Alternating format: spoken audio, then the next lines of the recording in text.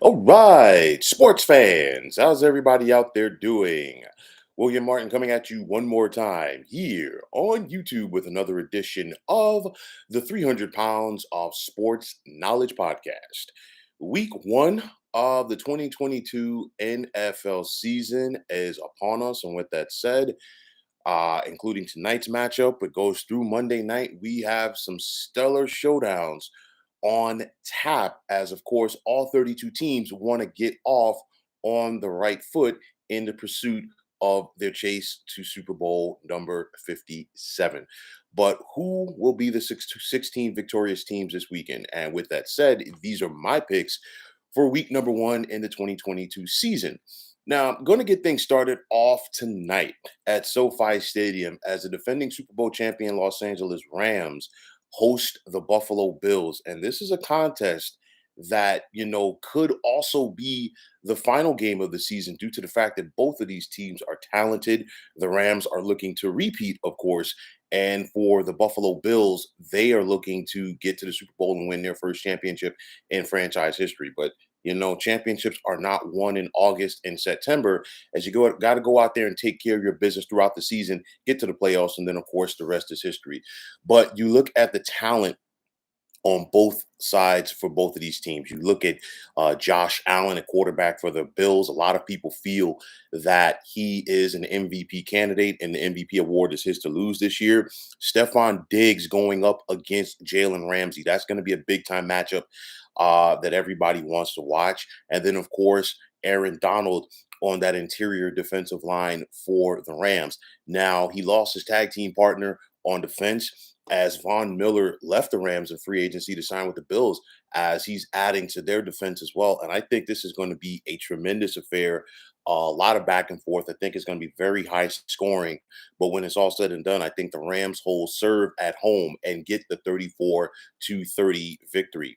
Now, moving on to Sunday, you're going to have the New Orleans Saints traveling to Atlanta to take on the Falcons in a very old rivalry between these two clubs.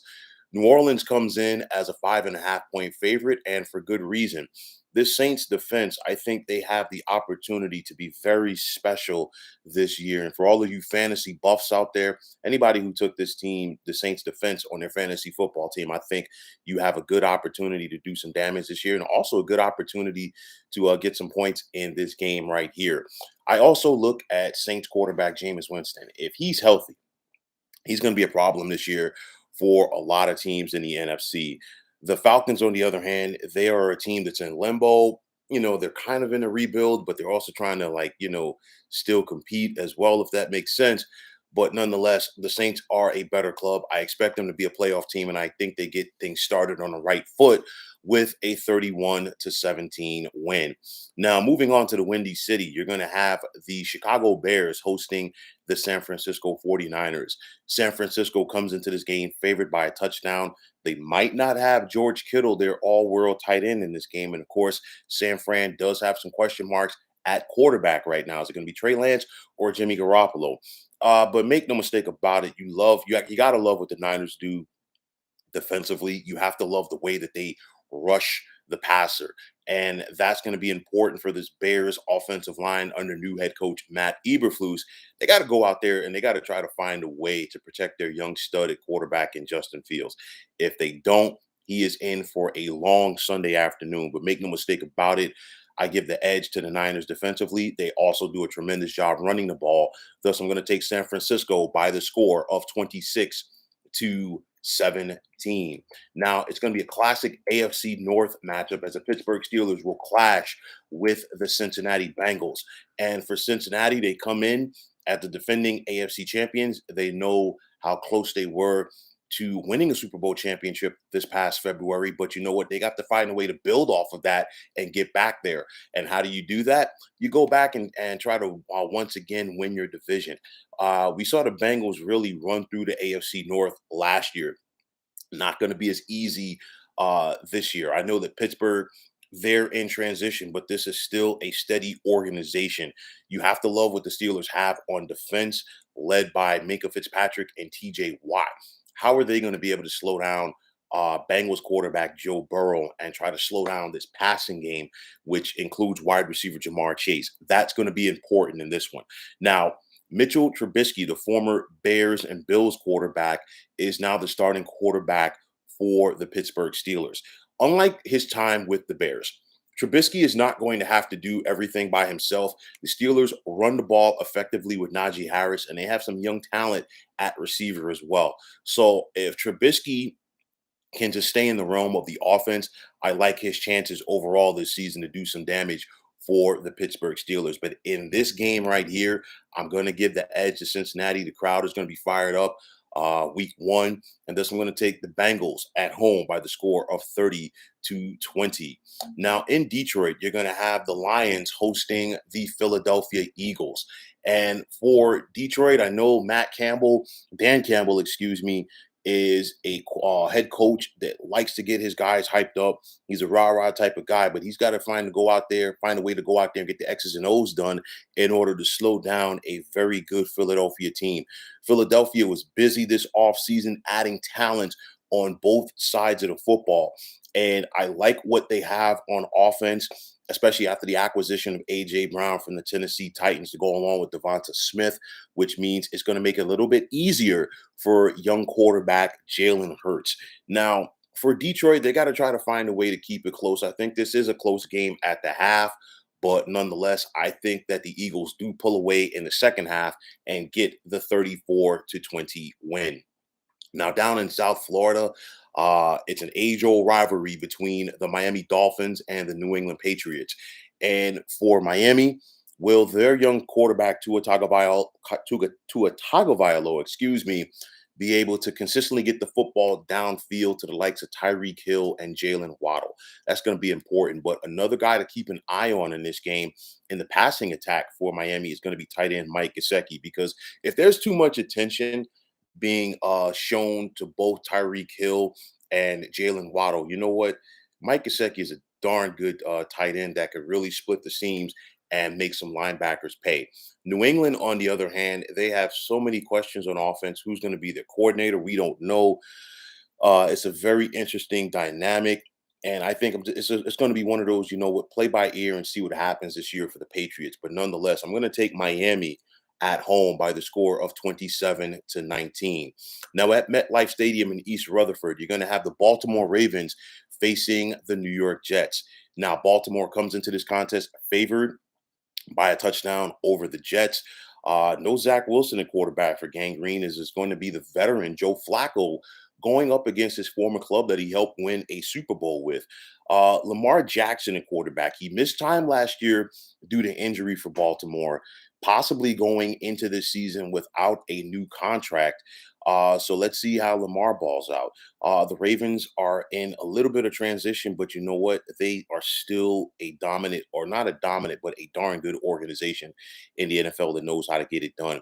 The Jets, it's one of those where for Robert Saleh, he's trying to see if his team could turn that corner and take that step to be among the contenders in the AFC. Even without Zach Wilson, I think this is a good litmus test, if you will, for the Jets to try to go out there and get it done. But Baltimore is going to be too tough, and I'm going to take the Ravens by the score of 27-23. Now you're going to have the Washington Commanders hosting the Jacksonville Jaguars. And for Washington, they're breaking in a new quarterback as they acquired Carson Wentz from the Indianapolis Colts during the offseason. And if you're Carson Wentz, this Jacksonville team gave you nightmares in week number 18. And that was a big reason why the Colts missed out on the playoffs. And of course, why the Colts moved on from Carson Wentz at quarterback. Doug Peterson is now the new head coach in Jacksonville, and he is charged with getting the most out of second-year quarterback Trevor Lawrence. So I think Lawrence is going to show some improvement as the season goes on. I think this Jacksonville team is going to show some improvement as this season goes on. But there's something about Ron Rivera. He just knows how to find a way to get it done. And I'm going to take Washington in this game by the score of 24-19. Now in Charlotte, you're going to have the Cleveland Browns facing the Carolina Panthers. And for Cleveland's old quarterback, Baker Mayfield, you can say whatever you want. Baker has circled this game and he wants to go out there and get some revenge on his former employer. Now, of course, Cleveland, no Deshaun Watson at quarterback right now. They have talent at the skill position, but at the end of the day, if you don't have that QB that's going to consistently get it done, you are going to have a problem. I think Baker will be charged. I think Baker will be poised, and I think Baker won't go out of his way to do too much to hurt the Panthers as opposed to helping the Panthers. And thus, I'm going to take Carolina at home by the score of 27-20. But you're going to have the Indianapolis Colts going to Houston to take on the Texans. And after the Colts barely missed out on the playoffs last year, they know the importance of a better start this year because they got off to that bad start last year, had that hot win streak, and then faded at the end. For Indianapolis, had they have a new veteran quarterback in Matt Ryan, and you look at the running game, Jonathan Taylor. I mean, this guy is a stud, and I know that he probably went early on a lot of fantasy leagues, and I expect him to have a solid game against this Texans defense. But don't write off the Texans. I say that because you have Lovey Smith as their head coach, and whether it was Chicago or Tampa Bay, Lovey's teams always played hard for him. So I think that in Houston is going to give Indy a run for their money in this game. The final score won't be indicative of how close that it is, but I'm going to take the Colts by the score of 31-20. Now in Nashville, you're going to have the Tennessee Titans hosting the New York Giants. And for Tennessee, heartbreak was the best way to sum it up last year. They had the best record in the AFC, but they were one and done in the postseason. I expect the Titans to once again try to run a lot with Derrick Henry, but at some point, the other shoe has to drop because we're starting to see the injuries catch up to Henry. Even though he's still a young back, he has a lot of carries on those legs. So that's going to be important to see what type of offense we get from the Titans in this one.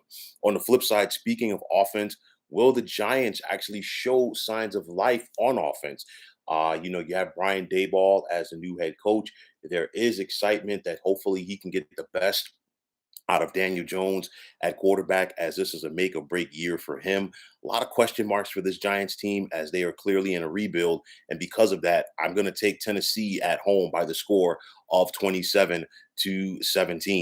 Now, in the NFC North, you're going to have the Green Bay Packers traveling to take on the Minnesota Vikings. And for Green Bay quarterback Aaron Rodgers, he wants to show that he still runs this division.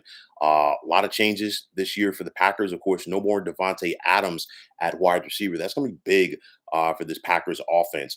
Of course, the Vikings still have quarterback Kirk Cousins, and he can go out there and sling it and put up some yardage and also help Minnesota put up some points. I think this is going to be an exciting game, but I think Green Bay finds a way to pull it out at the end. That's going to take the Pack by the score of 28-24. Now in the desert, you're going to have the Kansas City Chiefs facing the Arizona Cardinals. Kansas City comes into this game favored by 6 points. And I really think this has the makings to be one of the better games on Sunday. You think about Patrick Mahomes, a quarterback for Kansas City. You also think about Kyler Murray, a quarterback for Arizona. Now, one thing about it with this Chiefs offense, no more Tyreek Hill. That's only a big thing as he was their speed merchant over the past couple of years. So Kansas City has to find a way to move on from that. With Arizona, Kyler Murray's just a playmaker back there. And I think this is going to be a good old fashioned, anything that you can do, I could do a little bit better duel between the quarterbacks. And I think the last team that possesses the football wins. Thus, I'm going to take Arizona by the score of 30-28. Now you're going to have the Las Vegas Raiders traveling to take on the Los Angeles Chargers. And these two clubs met last year in week number 18 in a win or go home scenario. And of course, the Raiders were able to survive the Chargers in overtime at home. A lot of people are talking about Justin Herbert, the Chargers' young quarterback, being an MVP candidate, and he has all the tools to get it done. Defensively, the Chargers added Khalil Mack to go along with Nick Bosa Joey Bosa, and that's going to be very important because those edge rushers coming after Derek Carr, the Raiders quarterback, it's going to be important for this Raiders offensive line to try to neutralize that pass rush. On the flip side, we saw the Raiders add Chandler Jones on their defensive front as well, along with wide receiver Devontae Adams. And I think this is going to be a stellar game. Both of these teams are capable of winning the AFC West and making deep runs in the postseason. But I'm going to take the Chargers in this one at home by the score of 34-30. Then on Sunday night, you're going to have the Tampa Bay Buccaneers traveling to take on the Dallas Cowboys. And for Dallas, they want to try to find a way to beat a good team. Remember, they dominated the NFC East last year, but they were up and down against the good teams, and it showed in the postseason. The penalties that hurt Dallas last year are they've already shown once again in the preseason. And Dallas is to try to find a way to fix that. Dak Prescott, which Dak Prescott are we going to get against this Tampa Bay defense? That's going to be important. And it's important because you have that other dude on the other side of the football. And I'm talking about Tom Brady, the ageless wonder at quarterback for the Bucs. He continues to get it done at a very high level. And of course, Tom Brady's one of those guys that he makes the people around him step their game up. And we've seen that, of course, with New England and now with Tampa Bay. Dallas always plays good in the big games against the big teams. I think they'll once again be up for the charge, but I'm going to take Tampa Bay in this one by the score of 30-28. And finally, on Sunday night, you're going to have the Denver Broncos traveling to take on the Seattle Seahawks. And of course, it's a homecoming for Russell Wilson after so many years with Seattle, including helping them win a Super Bowl title. He was traded this offseason to the Denver Broncos. Denver is a loaded team, while Seattle is in the beginning of the rebuilding stage. You look at this contest, Denver comes in as a 6.5 point favorite. I'm taking the over, and I'm going to take the Broncos to win big by the score of 41-17. So, folks, those are my picks for week number 1 here in the 2022 NFL season. And as always, I want to take this time out to thank you for tuning into the 300 Pounds of Sports Knowledge podcast here on YouTube. I want to take the time out to also tell you that if you're on Twitter, please feel free to follow me. And if you follow me, it'd be my pleasure to follow you right back. If you like what you saw and heard today, please feel free to like and subscribe to this channel as well. Also, if you're on Facebook, you can check me out at the Sports Depot 365, a great sports debating site or page rather, or group for sports fans. So once again, fine folks, my name is William Martin. I'm signing off, saying take care and have yourselves a wonderful day.